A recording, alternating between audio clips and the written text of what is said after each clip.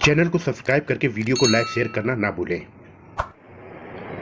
Ready start. उपाध्यक्ष महोदय, मैं मानती हूं कि बहुत से जो हमारे भाई हैं उनकी ओर से शिकायतें आई हैं और यहाँ बातचीत चलती रहती है कि हम अपने इलाके में सफाई बंद कर देंगे, परंतु यह विषय स्वायत्त शासन संस्था के सहयोग से नहीं हो पा रहा है। जैसा कि हमें आशा है और मैं समझती हूँ कि राजनीतिक दल स्वास्थ्य के विषय में ध्यान रखते हैं, क्योंकि वह मानवता के लिए बहुत आवश्यक है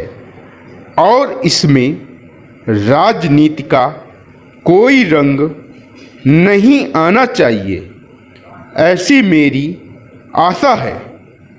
मैं अनुरोध करूंगी कि सदस्यों की जो समस्याएं हैं उनको ध्यान में रखते हुए दिल्ली प्रशासन कोई ऐसी नीति अपनाने की कोशिश करे जिससे नगर निगम का यदि कोई काम हो तो उस विषय में हमारा नगर निगम से एक सहयोगपूर्ण वातावरण पैदा हो, मगर इस वातावरण में राजनीति न आने पाए। हमारे सामने एक उद्देश्य हो कि हमें जनता का काम करना है, क्योंकि जनता के लिए हम चुनकर आए हैं। इसमें पार्टी का कोई प्रश्न नहीं है। दूसरी बात, मैं यह कहना चाहता हूं कि अनाथ बच्चों के लिए जो इस बजट में प्रावधान किया गया है कि उनके लिए केंद्र बनाए जाएंगे, तो मैं समझती हूं कि इन केंद्रों के साथ साथ बेसहारा महिलाओं के लिए जो कि समाज से तिरस्कृत हैं, ऐसी महिलाओं के लिए जगह जगह इस प्रकार के केंद्र खुलने चाहिए, जहां उन्हें रोजगार सिखाया जाए और साथ ही साथ आर्थिक रूप से स्वतंत्र बनाने की तरफ भी प्रयत्न किया जाए। इस विषय में मेरा एक सुझाव है कि जो बच्चे अनाथ हैं, जो बेसहारा महिलाएं हैं, उनकी तरफ हमारी पूरी कोशिश होनी चाहिए कि जो अनाथ बच्चे हैं, जो समाज से तिरस्कृत हैं, जिनको अवहेलना की दृष्टि से देखा जाता है, उनके लिए केंद्र बनाए जाएं और उन केंद्रों में वह अधिकारी रखे जाएं जिनके संरक्षण में वह कार्य सीखें, पढ़ें, लिखें। यदि इसमें बाहर के सदस्य हों तो वे ऐसे होने चाहिए जिनका जीवन सरकारी सेवा में ही बीता हो। ऐसे योग्य लोगों से सहायता लीजिए। यदि इसमें असामाजिक तत्व घुस गए तो फिर हमारा पैसा ऐसे ही खर्च हो जाएगा और जो नीति हमने बनाई है वह असफल हो जाएगी, जिसका परिणाम यह होगा कि हम उस नीति को कार्य रूप में परिणत नहीं कर सकेंगे। इस बात पर कोई मतभेद नहीं है।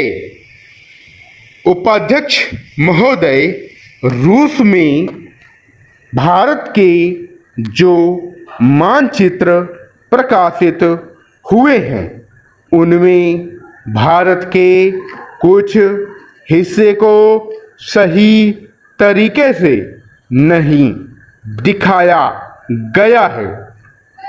इसको सरकार भी मानती है और इस विषय पर कोई मतभेद नहीं है।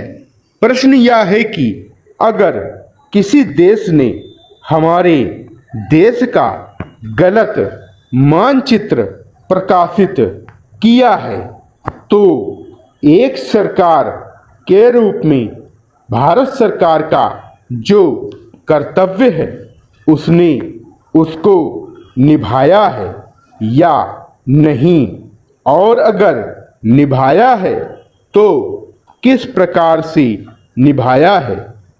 जब भारत सरकार का ध्यान इसमें प्रकाशित उस मानचित्र की ओर दिलाया गया जिसमें हमारे देश के कुछ भाग को गलत ढंग से दिखाया गया था, तो उसने 1956 में ही, जबकि ना तो भारत और चीन की सीमा का प्रश्न पैदा हुआ था, इस बारे में रूस ने विरोध किया। इसके बाद भारत सरकार ने लगातार 4 बार रूस सरकार से लिखित रूप से विरोध किया कि हमारे मानचित्र को ठीक से नहीं दिखाया गया है।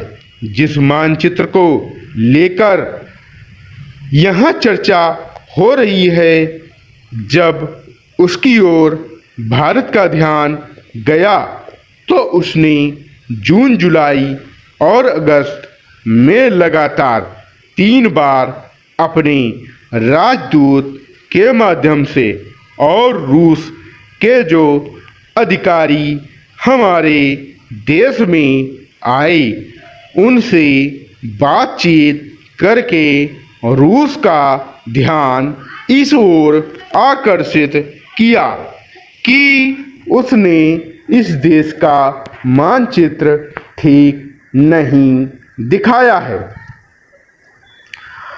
प्रश्न यह है कि जिस मानचित्र के बारे में हम चर्चा कर रहे हैं उसके बारे में हमें चिंता होनी चाहिए या नहीं।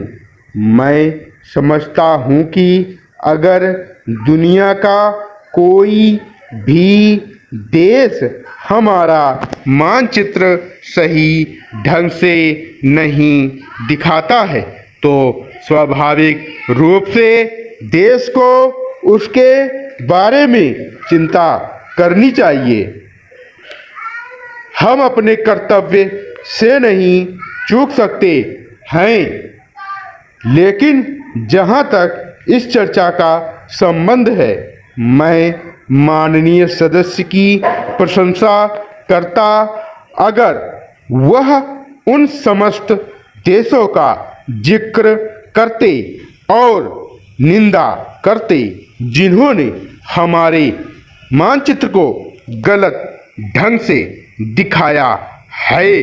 उदाहरण के लिए पाकिस्तान को शिकायत है उसके मानचित्र को केवल रूस, इराक और मिस्र ने ही नहीं बल्कि अमेरिका ने भी गलत दिखाया है। जिस कश्मीर को हम भारत माता का ताज और मुकुट कहते आए हैं, जिसे हम कहते हैं कि वह इस धरती पर हमारा स्वर्ग है, उस इलाके को बिल्कुल उनकी दया और कृपा पर छोड़ दिया गया है। यह बात उत्साहवर्धक नहीं है। विराम।